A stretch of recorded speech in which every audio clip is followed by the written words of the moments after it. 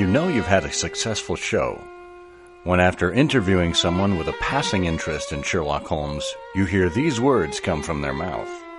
Marketing and data, all that data comes piling in. Makes it easier to make decisions. Yeah. Just like Holmes. Data. I cannot make bricks without clay. I'm going to have to go read all the Sherlock Holmes again now. You've shamed me into going back and rereading things and not just watching, Elementary on television. Oh, no, we've encouraged you, Cy. I do remember loving them, so it's time. I'm going on vacation in April. I'll take Sherlock with me. Wonderful. And now we'll hear how data, intuition, innovation, and a love of literature combine to form one of the great clothing companies of the last 25 years. Support for this episode of I Hear of Sherlock Everywhere is made possible by the Wessex Press, the premier publisher of books about Sherlock Holmes and his world. Find them online at wessexpress.com. I Hear of Sherlock Everywhere, episode 184, Tying One On with Sherlock Holmes. I hear of Sherlock everywhere since you became a chronicler. In a world where it's always 1895, comes I Hear of Sherlock Everywhere, a podcast for devotees of Mr. Sherlock Holmes, the world's first unofficial consulting detective. I've heard of you before. You're Holmes the meddler, Holmes the busybody, Holmes the Scotland Yard Jack in office. The game's afoot as we discuss goings-on in the world of Sherlock Holmes enthusiasts, the Baker Street irregulars, and popular culture related to the great detective. As we go to press, sensational developments have been reported. So join your hosts, Scott Monty and Burt Wolder, as they talk about what's new in the world of Sherlock Holmes. You couldn't have come at a better time!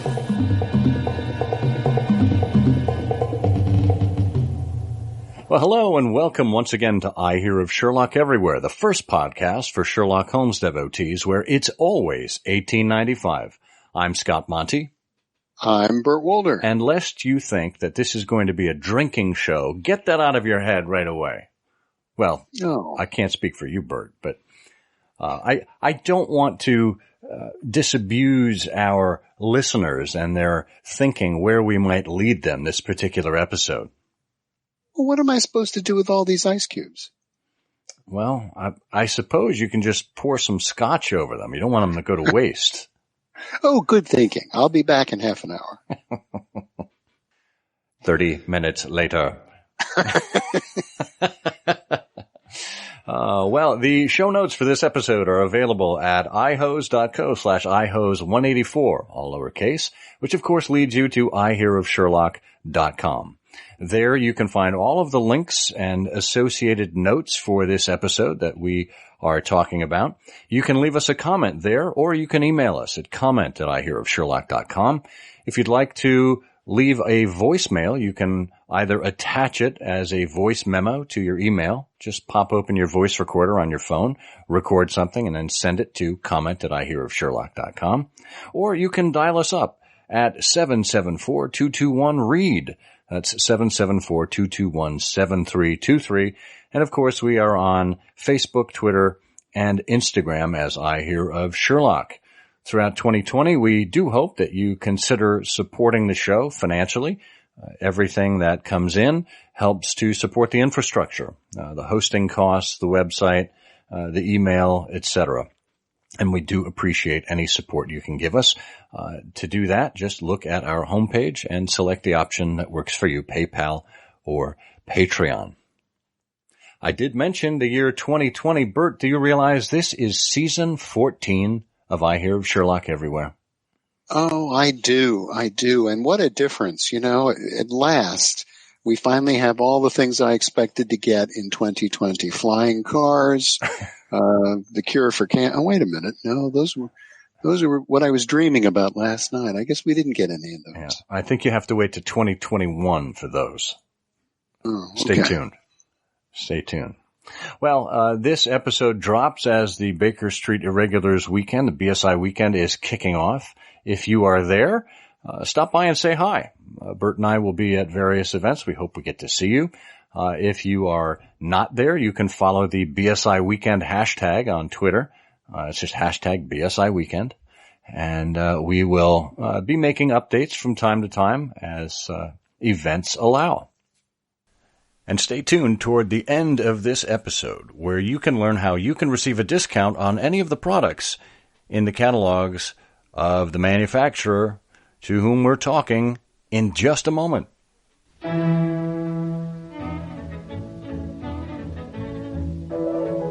We are pleased to be joined today on I Hear of Sherlock Everywhere by Cy Tall, president of Beau Ties Ltd. Of Vermont. Cy is a marketing professional, having worked in the field for many years, and has been associated with Beau Ties Ltd. For the last 16. We were inspired to invite her on the program because, well, there were occasional mentions of Sherlockian place names and references in the Beau Ties catalog, and so we thought we'd have a discussion about it. Cy, welcome to the program. Glad to be here. Excellent. Well, we're going to indoctrinate you the way we do everyone else by asking you how you first found out about Sherlock Holmes. Oh, my goodness. Sherlock Holmes. I was reading Sherlock Holmes when I was a child. It was just one of those lovely, fascinating books, series of stories that, for whatever reason, I was totally engaged in. And then he dropped off my radar for a really long time. And then I started naming bow ties, and back he came. That's an interesting, dare I say it, tie-in. We're probably going to be filled with puns in this episode, I would imagine. That's an interesting tie-in to Sherlock Holmes. What would inspire you to go back to those stories in particular, in that kind of setting? Well, I'll give you a little background on the tie naming traditions here at Beau Ties. Ties have, until relatively recently, were always named after a place.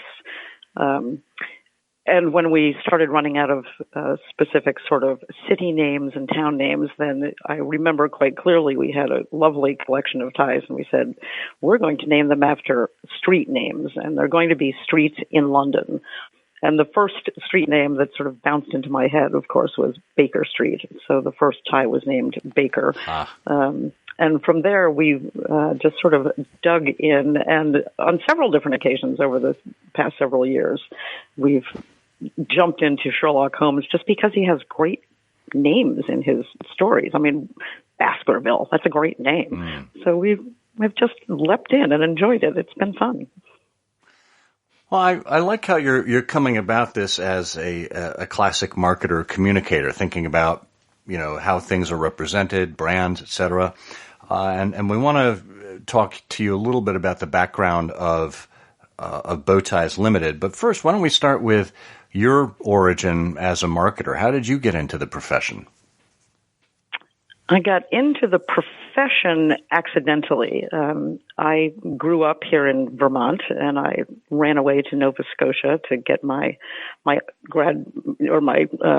university degree. And like most university students, at the end of that process, I was broke. So I came home again, and a local guy was just starting up an advertising agency in my town.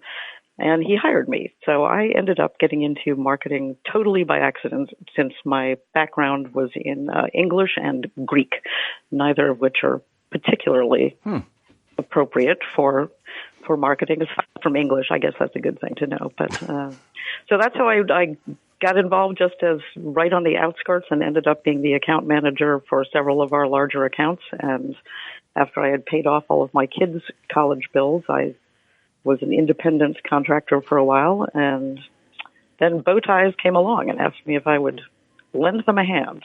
So that's what I've been doing for the past 16 years. That's interesting, but you must have seen over the years so many English majors, liberal arts majors, even classical scholars, dare I say, get into marketing. It's sort of a great melting pot. But and clearly, your background with literature has been useful in your marketing activities. How about Greek? I mean, have you ever had any of an opportunity to apply any of that prior knowledge? Greek, not so much. I love and mind you, this is ancient Greek because my minor was in religious studies, also another interesting non-marketing sort of thing. So I can talk a lot and write interesting words, but it doesn't really come into play all that much. It's not as though I kind of got into that classical Greek mode where I could be Homeric and talk about the Iliad and Odyssey. You'd be surprised. I mean, Sherlock Holmes, you've probably forgotten this, of course, but Sherlock Holmes, if you go through the cases of Sherlock Holmes, you'll occasionally come across a reference to something like the Coptic patriarchs. So, I had forgotten that. Yeah. Or Huxtable's highlights on Horace. Yes, we're definitely getting into the classic area where A, I've forgotten it on Sherlock, and B, I never read it because my Greek was too ancient. Well, full disclosure, I was a classics major as an undergrad, so awesome. I feel you. Yeah, you can sprout the New Testament when you need to in Greek, but, it doesn't really come in handy on a daily basis. It does not. But the understanding of human nature and the notion of the subtle psychology that goes into not only storytelling, but certainly in marketing. And what are marketers, after all, but storytellers? It all weaves its way back to literature in some way or another. It absolutely does. And actually, I should say that, and as a classics guy, you would know this, that knowing where words come from, many from Greek and from Latin, comes into play again when I start naming ties.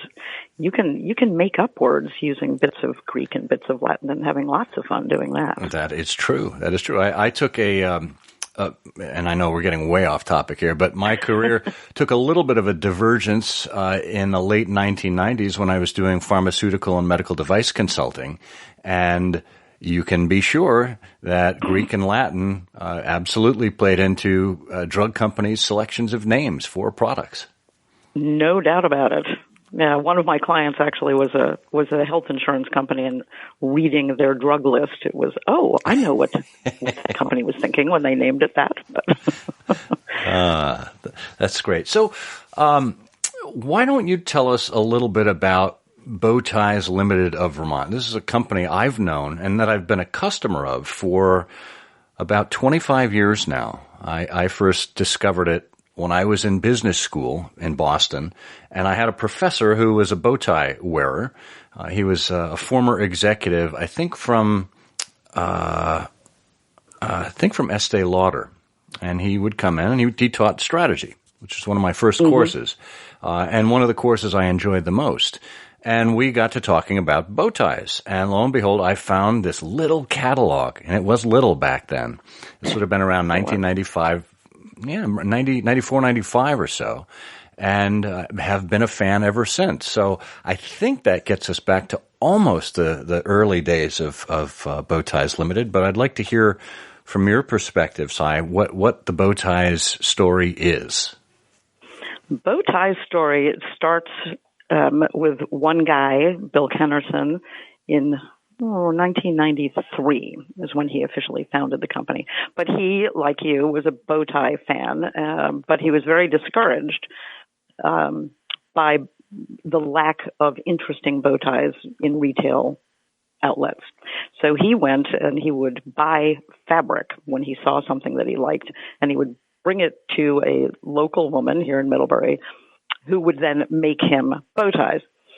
But since he usually bought a yard of fabric, and a bow tie took much less than that, he would have leftover. So his fabric piled up, and he decided, well, there have to be other guys like me. So he started up the company, Beau Ties, in the back bedroom of his house. He bought a list. He bought a company, was going out of business, a company from, I think, out west, Arizona maybe.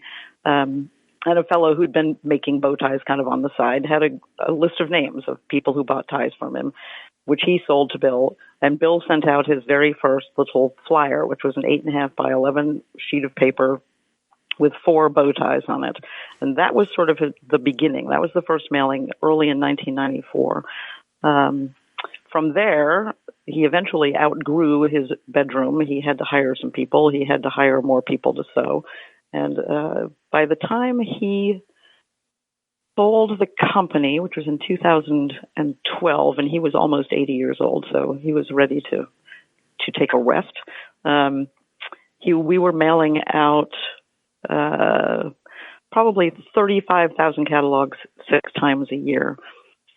From there, the fellows who bought the company from him, both young men, one in New York and one in California, they invested in the company. We added more products, extra fabrics, more lines, and eventually we're mailing out 13 catalogs a year.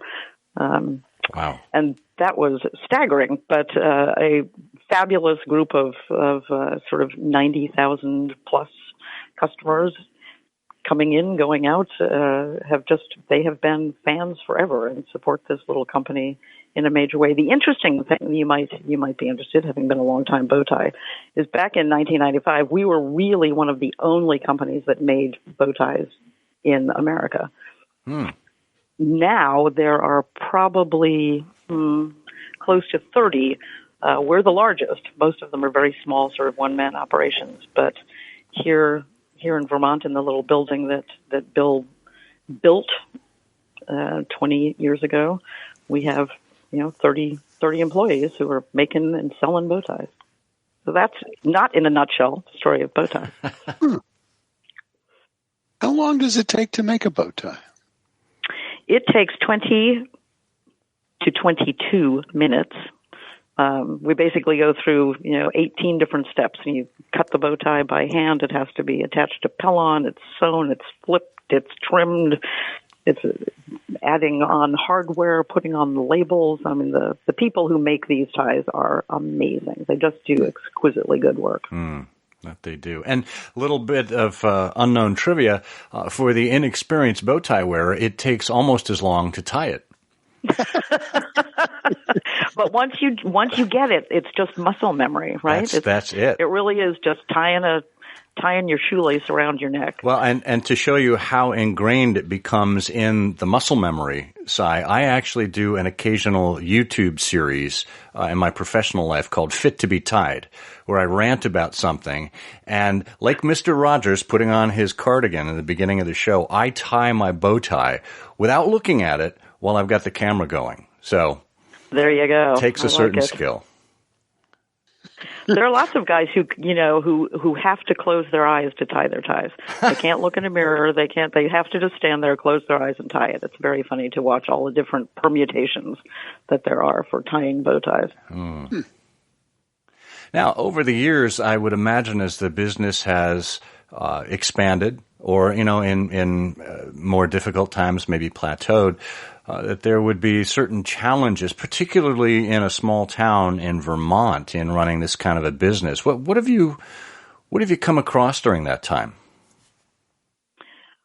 Well, I will say that we've never had a year where we shrank. Even during, I guess 2008 would be the most recent sort of crisis recession mode. But we've grown every year since the beginning of the company, which is fabulous.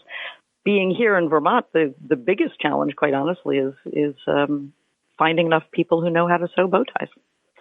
We have lots of farmers, we have lots of professors, and we have lots of students, but finding that unique skill is always our biggest challenge. Is that something someone typically puts on their resume? No.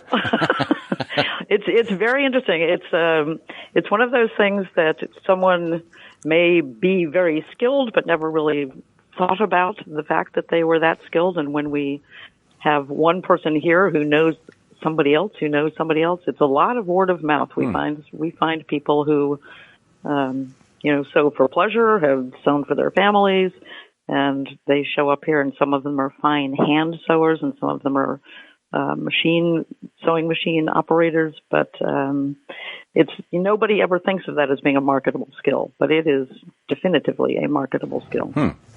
Sounds like competition might be neck and neck. Yeah. Sorry. All right. I told you there'd be a lot of puns. When this call is over, I'm just going to go tie one on.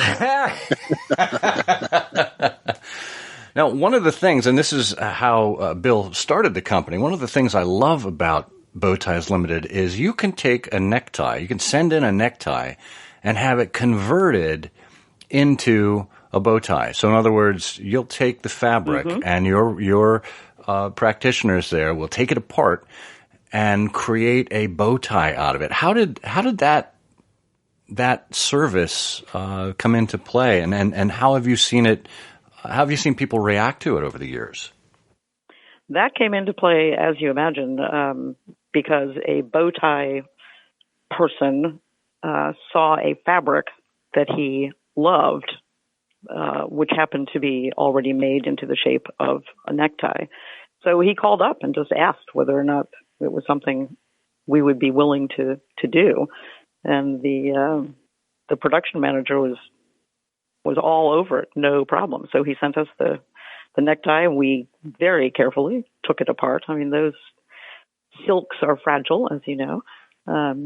So took it all apart and flattened it out, pressed it out, and then working very carefully, created a bow tie out of it. And sometimes, depending on the way the necktie is made, we may have to use a little bit of different fabric on the back side of the strap or something to make it all come together. Yeah. But once that was done and we sort of made it public knowledge that it was something that we knew how to do, it has been an increasingly viable and fascinating part of the business. And I should say that there are people now who will send us things that are not neckties and ask us to make bow ties. We had a lovely man who's an Afghanistan war veteran, and he was being honored at some gathering in his town, and he sent us a camo jacket. And from that camo jacket, we made him a bow tie and a vest, so that when he went off to his party, he was dressed in his camo gear in a formal fashion. So that's wonderful. But I think over the past 5 years, we have transformed from someplace in the vicinity of 3,000 neckties into bow ties. Wow. The first one I had done in that manner was actually the official club tie of the Speckled Band of Boston. This is a Sherlockian society that traces its roots back to 1940.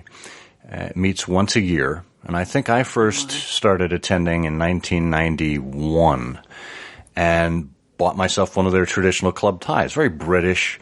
It had a little circular representation of a snake, and I thought, I would love this in a bow tie because no one else was wearing speckled band bow ties at the time. I sent it off, and just as you described, it came back, and it's still one of my prized possessions. And now the band actually has official bow ties. Now, I don't know if they source them from you. Actually, I'm pretty secure on my knowledge that they don't. No. But I like to think that I inspired them to go the bow tie route. I would like to think that as well, and good for you. Now, do you? Although bow ties are gathering momentum. It's very interesting the number of younger people now who will choose to wear bow ties at least part of the time because you remember people who wear a bow tie. Well, that is absolutely true. There was you probably saw this in the Wall Street Journal just a couple of days ago. There was an article about the resurgence of the bow tie. And some of it was due to George Kent, who famously made his appearance at the impeachment hearings, and other related characters. What do you see in terms of cyclicality with regard to the bow tie? The bow tie has a very small but adoring portion of the tie-wearing public. What's more cyclical, I think, is tie-wearing in general. Bow ties are always sort of that little percentage, but it's gone from being an old guy's tie to being a cool guy's tie, and that's been an interesting thing for us to watch. You think that's come from? You think that's come from Doctor Who? Yeah, well, that's Matt. Who knows? Yeah, Matt Smith, when he was playing the Doctor 15 years ago, wore a bow tie, and I'm sure there was a tick up then. Wouldn't be surprised. Cool. Yeah. Bow ties are cool. Well, I like to say that bow ties never go out of style because they're never in style. That's a fair. Although that's not totally fair. I mean, think about Frank Sinatra and that era. Everybody wore bow ties and looked great, or else they wore really, really skinny neckties. Right? Yeah. And well, those of course, are coming back as well. In those early years, Frank Sinatra's bow ties were all handmade by his wife Nancy. So I didn't know that. It goes right back to made in America and handmade. I mean, just like what Beau Ties Ltd is doing today. Exactly. Really? There's nothing better. Well, we're going to take a quick break here, have a word from our sponsor, and after we get back, we'll continue to talk to Cy about bow ties and the intersection with literature and Sherlock Holmes. Stay with us.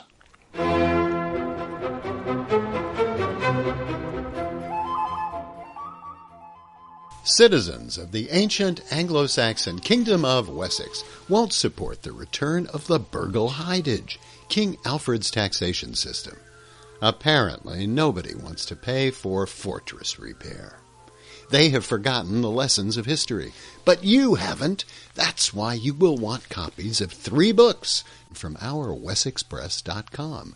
House of the Doomed, a new adventure of Sherlock Holmes by Dan Andriacco. Baker Street Reveries, new Sherlockian essays by Leslie S. Klinger. And 70 Years by Gaslamp, the illustrious client's 6th casebook, edited by Marianne Bradley, Louise Haskett, and Melanie Hoffman. There's a certain slant of light on winter afternoons that oppresses like the heft of old cathedral tunes. But you can banish winter's gloom with the pleasure only a volume from the Wessex Press can provide. Choose yours today.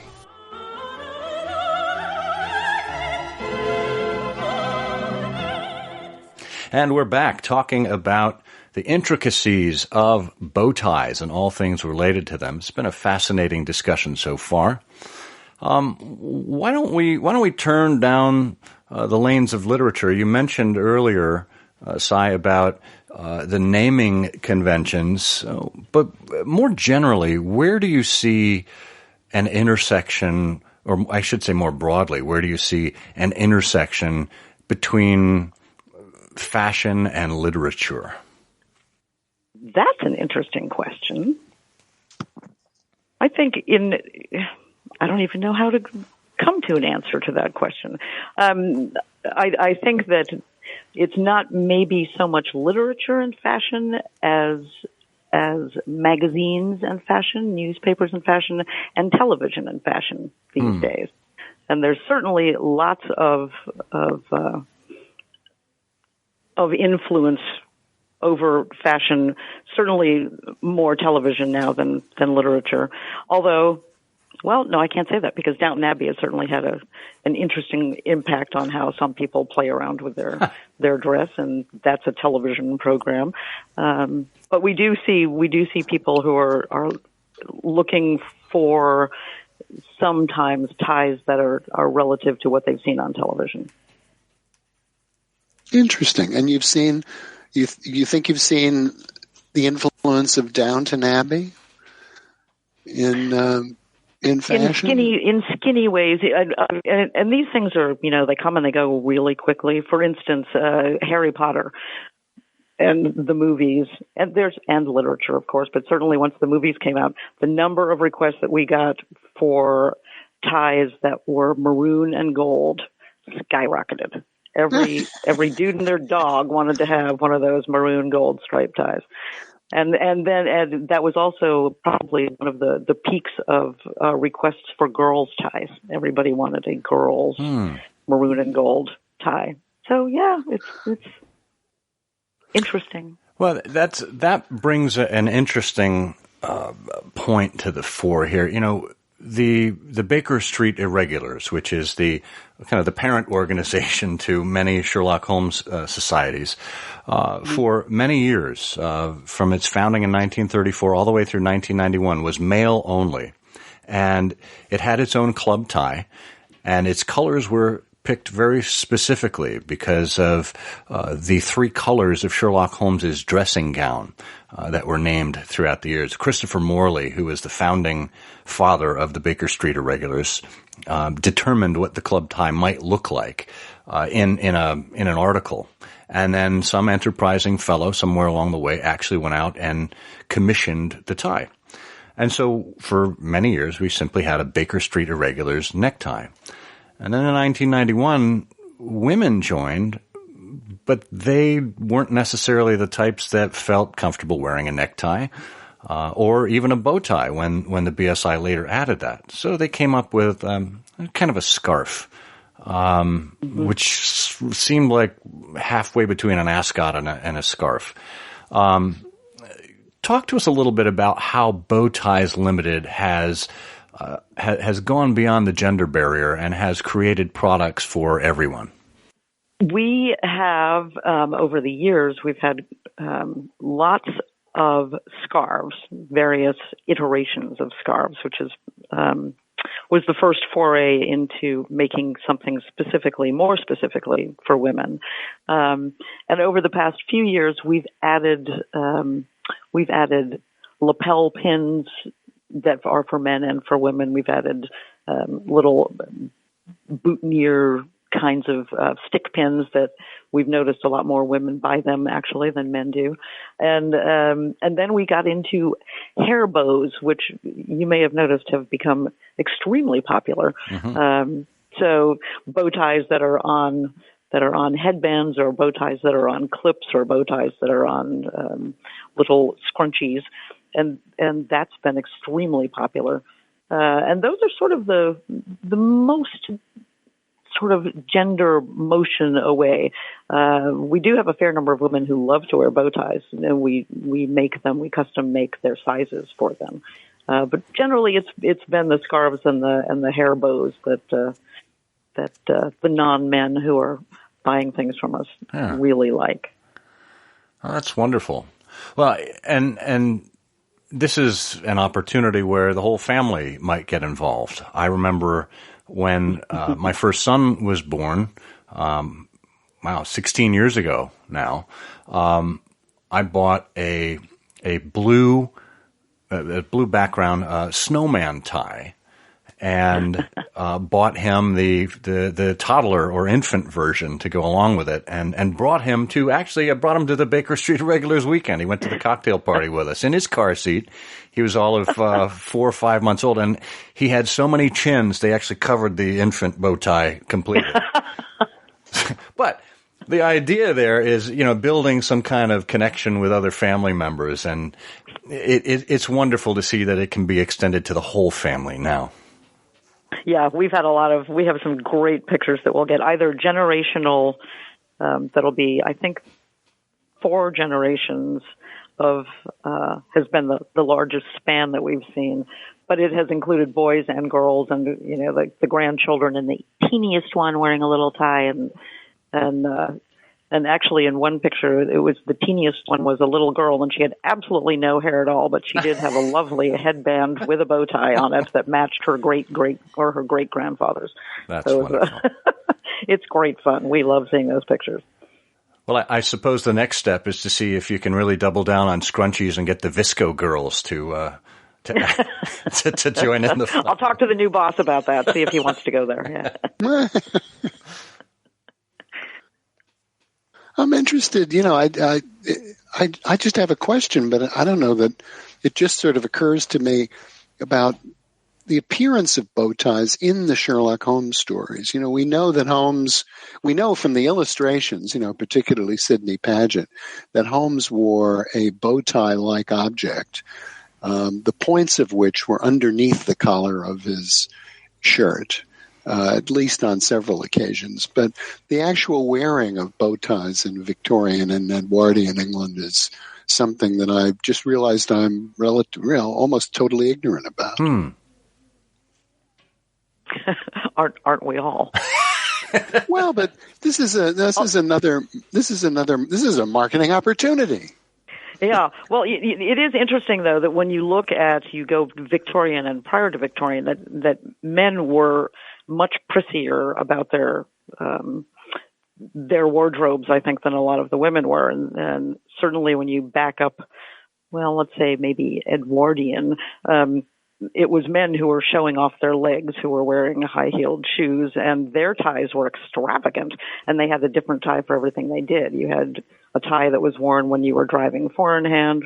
You had a tie that you wore if you were going formal. You had, more casual ties, which is sort of where that ascot cravat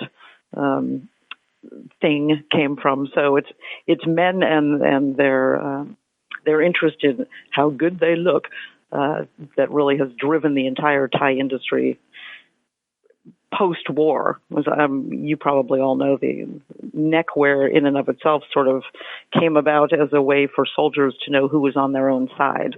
The Croats wore a red piece of cloth around their neck, from whence we eventually have the word cravat, French for tie, and it sort of grew from there. So it's kind of an interesting and long history of men tying things around their necks to differentiate themselves and to set themselves apart from others. Well, Bert, maybe you can start a column for Beau Ties Ltd. And call it "Kiss My Ascot." I'll publish it. Well, the nice thing about that, of course, is that if you didn't like the content, you'd only have one throat to choke. There you go. We're sliding down now, gentlemen. Oh, boy. You don't know us too well, Si. So you mentioned earlier about going in and choosing place names, and certainly Baker Street coming to the fore. Do you have any Sherlock Holmes fans on your team, people that are influencing some of your pattern selections or your naming selections these days? Dare I say, nope. That's okay. Not really. Yet. Not yet. There we go.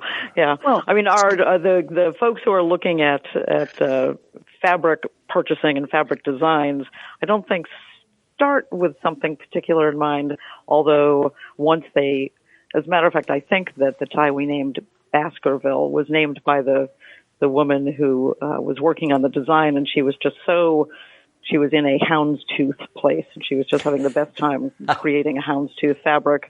And it's a brown and blue houndstooth. It's quite handsome. And she walked in and said, "I have the name. It has to be Baskerville." Oh, so that's perfect. That's perfect. And well, that's partially what drew our attention to you once again. We had done a post about 5 years ago where we went through the entire online catalog of Beau Ties Ltd. And picked out all of the names that we could find some connection to the Sherlock Holmes stories in. And we stretched from our perspective. It's not like your team necessarily went out of its way to select these, but we made connections ourselves. So when we saw the catalog come out this fall with Doyle and Baskerville, and I think it was Afoot, we thought, there's some deliberate attempts here to create a connection to Sherlock Holmes, and we like that. Well, we had fun doing it, and I will tell you a little secret. There is a Holmes coming along. Oh, yes. Ooh, good. Excellent. Ooh. Excellent. Well, our listeners should stay tuned for that and probably sign up for the email and digital catalog from Beau Ties Ltd. I just need to go to BeauTiesLtd.com, and that's bow ties spelled like beauties. And sign up there for your free email. It's the best way to find out when these things come out.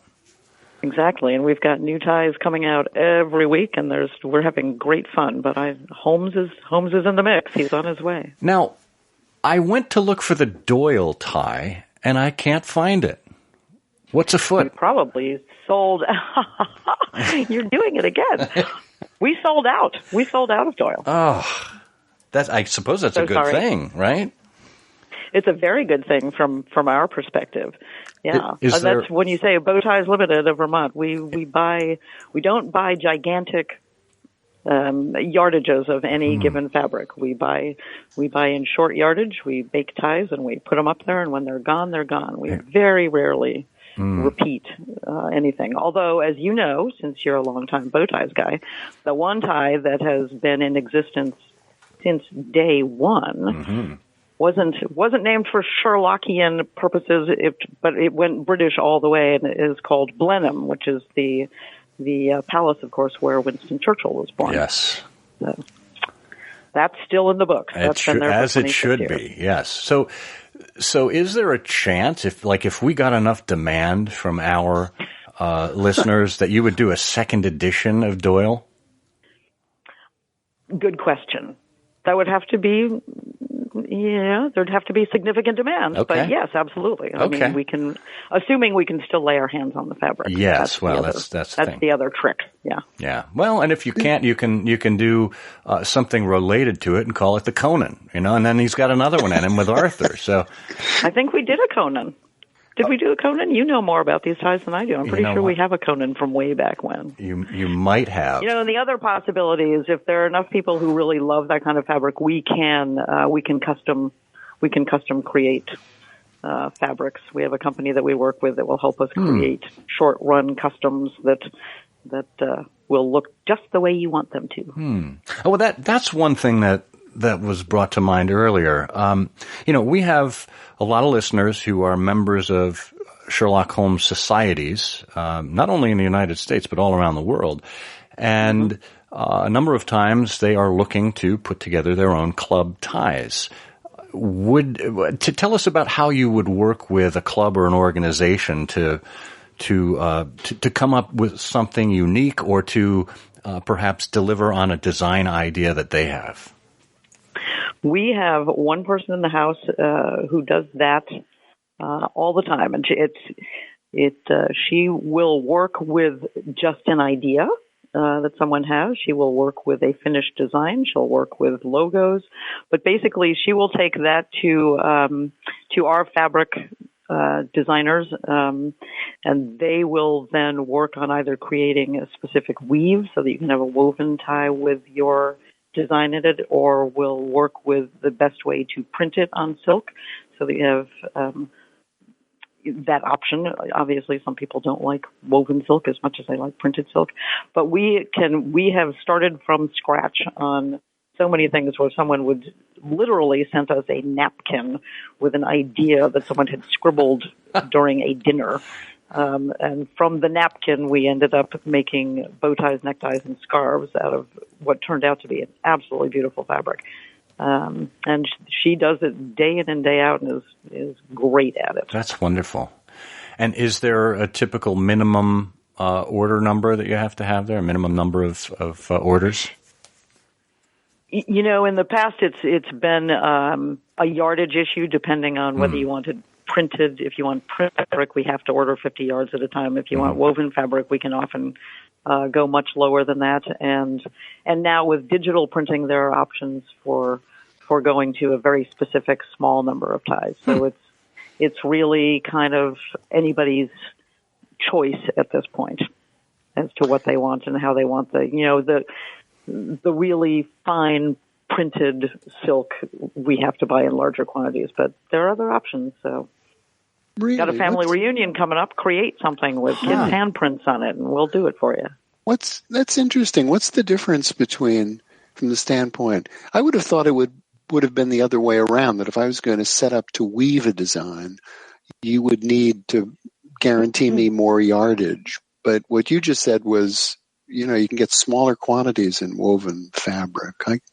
Why is that? It's mainly because of there's a lot more. Well, you're both in marketing, so you probably know the rules of thumbs of printing. You have 4 colors that you print with, but when you want to print on fabric and you've got an intricate design, you may have to work your way through 10 or 11 or 12 different color screens to print something. So it's much more intricate. It sounds, you're right, it's counterintuitive, but that printing process with all of those fine little colors that have to overlay each other through the screen process is way more complex actually than choosing your warp and your woof and having X number of fabric threads that are being woven together. So that's really why it's much more of a commitment to go with a printed silk. Fascinating. Yeah, I need to go and spend more time watching people weave fabric. Actually, it's one of the things when you're sitting in the marketing department, you don't spend enough time really just working through that process and understanding it well. It's really, that's obviously an amazing art. My late father was a textile chemist and colorist, so I should have thought about that in terms of, because you've also got the fabric qualities and then the retentiveness of the color and everything going on there. Exactly, and you have the different, what is it called, the different mummies of silk. So you have very, very light silks up to much more substantial kinds of silks, and how each one of them, and then when they're woven, and you all would know the British rep kind of silk is very ribbed and has that staunch stand up when you tie it. It stays tied. They're great looking fabrics of quite a heavy woven silk, as opposed to some of the more droopier ties that certainly in the Victorian era were used often because they did droop nicely. They sort of were more ribbons than they were neckties. Well, you mentioned sitting in the marketing chair, and every marketer has different tools of the trade. And we know Sherlock Holmes himself. I mean, here's a guy who used analysis and who was innovative in his approach to his field, and he was a consultant. How does innovation and analysis play into your role as the head of marketing and as somebody who's driving the direction of Beau Ties Ltd? Oh, my goodness. Well, innovation from a marketing perspective, especially over the past 25 years, as you well know, has gone from a pretty ad and a nice catalog to interactive conversations online, on the web, talking to customers directly, using social media.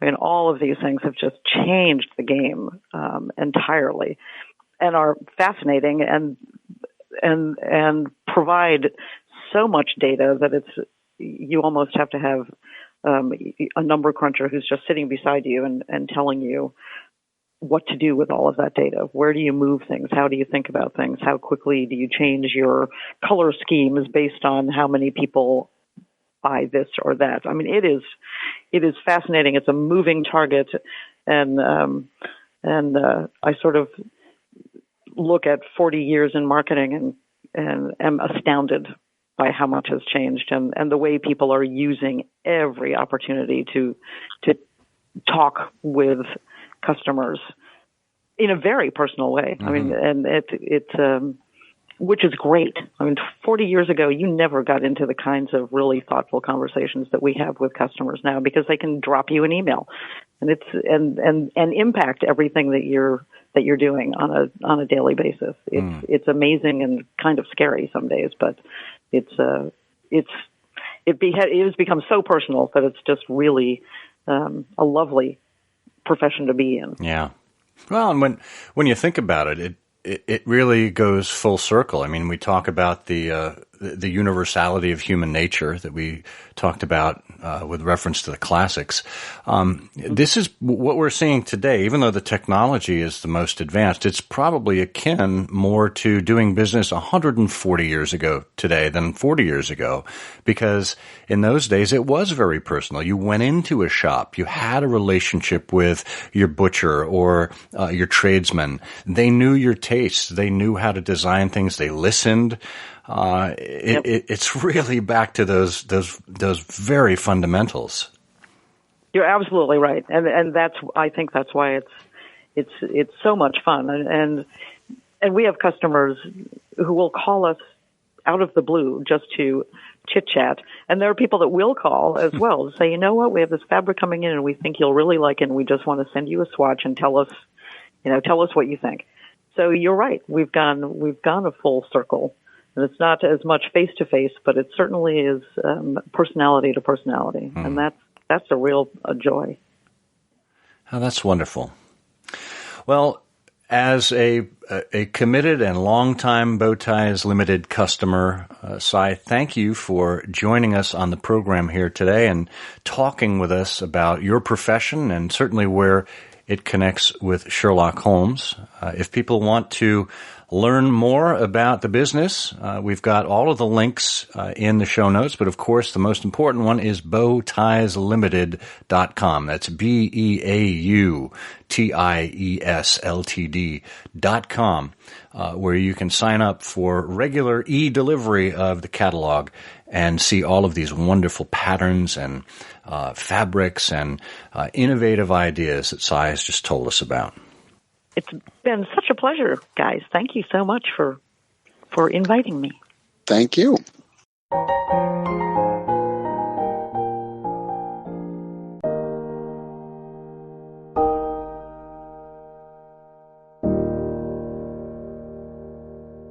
Do you know the lovely thing about this? I mean, there's a lot of lovely things about this, but one of the advantages for us, for you and I, and maybe not for our listeners, unfortunately, is that we get to explore these sort of things that we're really interested in.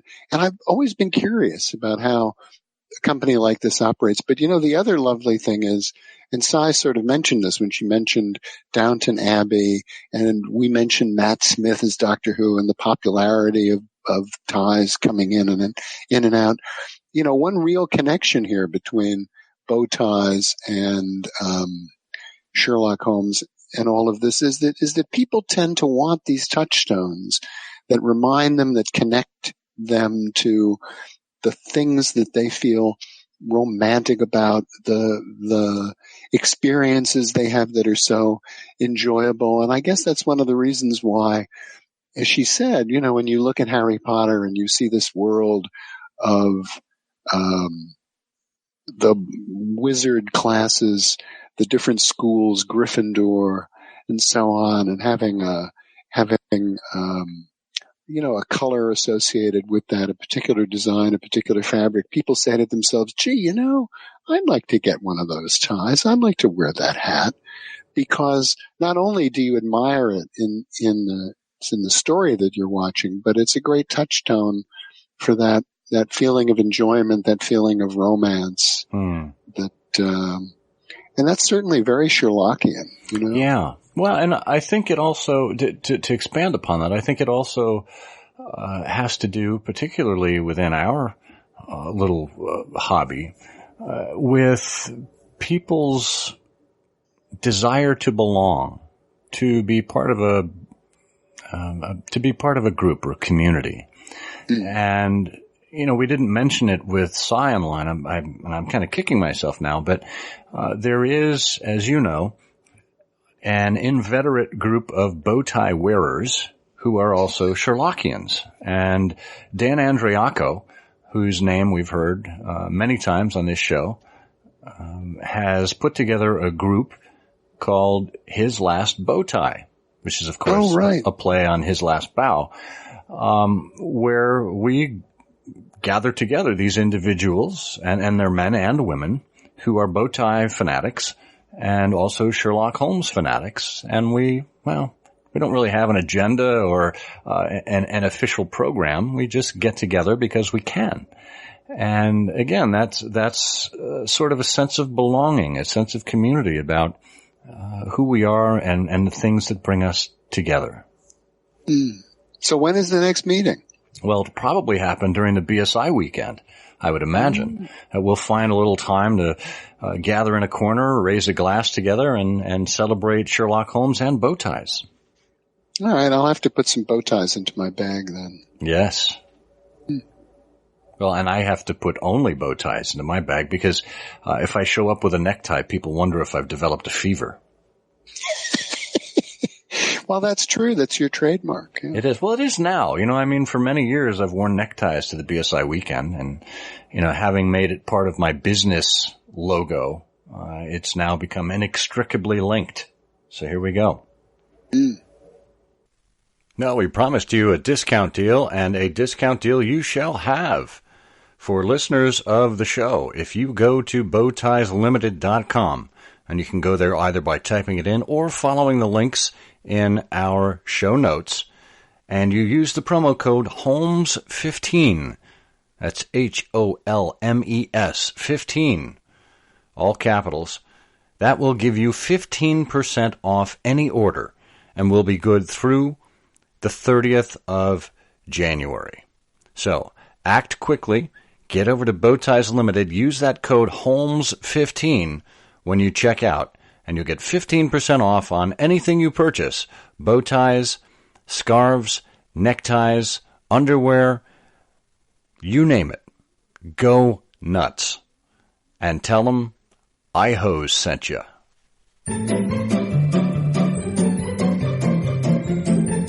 Well, those dulcet tones mean that once again it's time to join everyone's favorite quiz show. That's right, it's Canonical Couplets. We give you 2 lines of poetry, and you are supposed to figure out which Sherlock Holmes story we are referring to. Now, if you recall, the last time around, we gave you this nugget. The cigarettes were by Ionides. Holmes settled this one with the utmost ease. Bert, do you know which story that referred to? No, I don't. Well, I'm glad we have an upfront and honest assessment this time around. You could have said that every other episode we've done. Well, I certainly could have, but where's the point of that? Actually, now thinking about it a minute, clearly the words, the language in that clue is sort of a dead giveaway. That's the story about the great archaeological theft, the adventure of the Golden Parthenon. You're warm. You got the medal right. Yes, this of course was the adventure of the Golden Parthenon. Oh, I know. I said I was so close. Yeah, you were. Of course, Professor Coram sitting up in bed smoking Egyptian cigarette after cigarette, and he had those made in Alexandria by Ionides. So that was the clue there. Well, we had a number of entries this time around, so we're going to spin the big prize wheel and watch it go around as it slows down and eventually lands on number 17. Oh, canonical 17. I like that. And that corresponds to Chase Abels. Chase, congratulations. We'll be in touch with your prize in short form. Well, now it's time for this episode's canonical couplet. Are you ready? I'm ready. Here we go. The most flint-hearted reader utters yelps when told of what afflicted Tadpole Phelps. If you know the answer to this canonical couplet, simply jot canonical couplet in the subject line and email it to us at comment@ihearofsherlock.com. If your answer is correct and we pick you at random, you'll win a prize. Good luck. All right. Well, that should be exciting.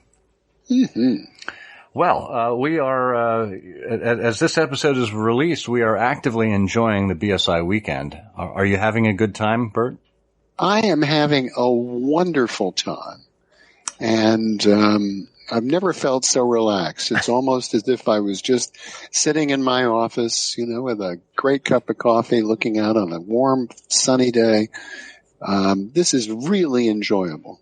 Oh, that's great. That's great. Well, I'm on the go, running from event to event, and I'm glad I paused here so we could enjoy this little time together. I'm so glad we had this time together, just to have a laugh or sing a song. But, it seems we just get started. And before you know it, comes the time we've got to say the game's afoot.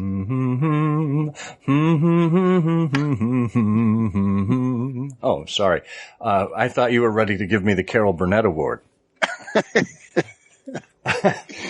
Well, in that case, this is the ever bow-tied Scott Monty. And I'm Bert Wolder, tugging at my earlobe. And together we say, The Games of Foot. The games of foot. I'm afraid that in the pleasure of this conversation, I am neglecting business of importance, which awaits me elsewhere. Thank you for listening. Please be sure to join us again for the next episode of I Hear of Sherlock Everywhere, the first podcast dedicated to Sherlock Holmes. Goodbye, and good luck, and believe me to be, my dear fellow, very sincerely yours, Sherlock Holmes.